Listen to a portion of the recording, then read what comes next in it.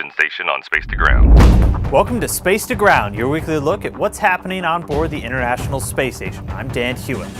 The crew is hard at work with a lot of maintenance this week, but they did get some downtime for Labor Day.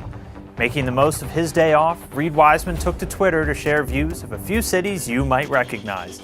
Equipped with one of the station's 800mm lenses, he was able to capture crystal clear views of Boston, Phoenix, Denver, and New Orleans. To follow Reed and maybe catch a glimpse of your hometown on planet Earth, check out @astro_Reed.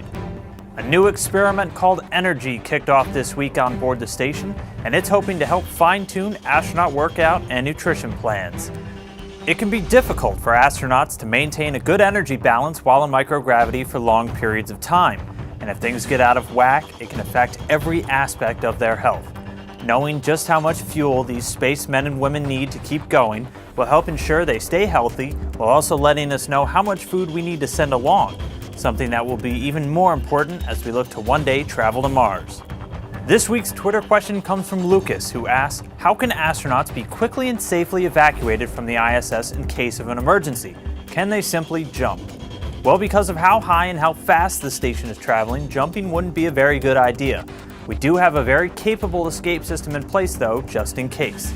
The Soyuz spacecraft that carries crew members into orbit also serves as their escape pod. Depending on the emergency, the Soyuz is capable of landing in just under an hour, but that could land them anywhere on Earth. If the crew is not pressed for time, the vehicle can stay in orbit for hours or days so they can pinpoint their landing at one of the approved sites around the world. Make sure to keep sending your questions and comments using the hashtag #SpacetoGround. We'll see you next week.